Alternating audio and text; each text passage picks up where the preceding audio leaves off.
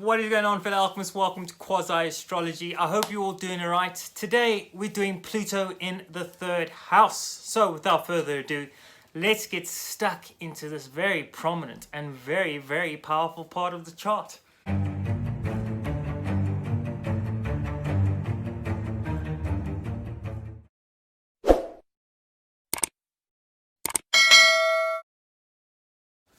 So Pluto in the third house. What happens when Pluto, which is about transformation, which is about death, which is a very magnetic planet, even though it's a dwarf planet, which it was downgraded in 2006 in some French astronomy convention, it is still very powerful, and in tropical astrology, very much so. The god of the underworld. What happens when the god of the underworld comes into our sign, or our house of communication, our house of short travel? So this is our close vicinity, the neighborhood we kind of live in. And in general, the way we talk, the manner in which we talk, the manner in which we convey messages, because the third house is ruled over by Gemini. Gemini is ruled over by the Lord Mercury, the dynamic third element that Mercury brings in, which is the combination of the feminine and masculine principles into one. So Mercury makes us a very mercurial sign. What happens when Pluto sits in this part of the chart? Well, we see someone who can gravitate very much towards the very serious nature of things. These people can have a very serious mind. But at the same time, because they're so serious, and because Pluto is got this very hypnotic, very magnetic type of influence to it, people get drawn to these people. And that's why Pluto is very, in very simple terms, is known as one of the main planets responsible for charisma. Because people are drawn towards the magnetizing energy that emanates from Pluto for a reason in esoteric astrology, which I shan't get too deep into at this point. But because there's that magnetizing energy that emits from Pluto, people find that when you have Pluto, especially in the third house, they get very magnetized to the way you communicate, the way you talk, the way you're able to penetrate here, because it deals with secrecy. It deals and it rules over the sign of Scorpio, which is about the occult and esoteric primordial traditions.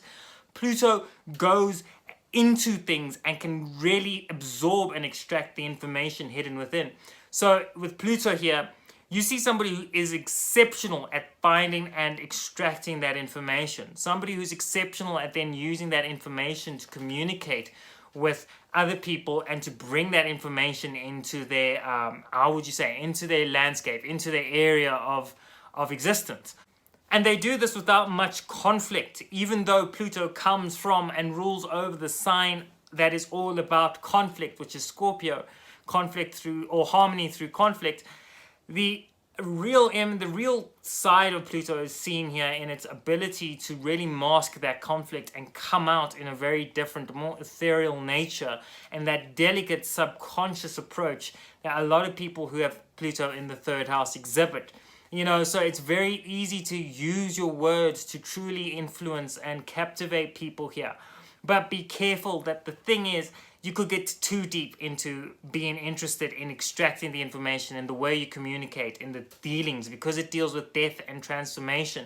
You could be too interested and too captivated in these things, and that could have a very detrimental spiritual impact on you.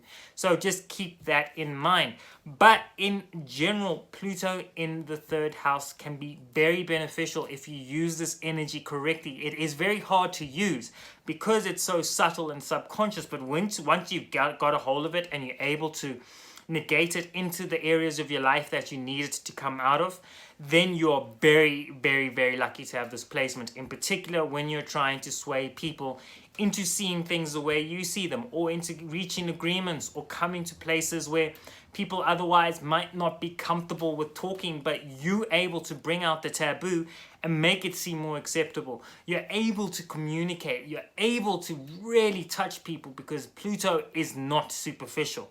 It is not superficial. It is authentic, it is direct, and it is quite literally the most transformative energy you can find. And so when you apply that into the third house, bravo.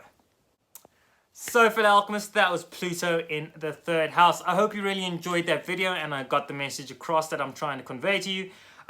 Most importantly, if you enjoyed this video, please don't forget to subscribe, drop a like down below, go into the comment section down below, tell us what it's like having Pluto in the third house, what you deal with, the kind of energies that you have to manifest and present into the world, and paramount and beyond all of that, take very good care of yourself, and I'll be doing Pluto in the fourth house next. So, goodbye.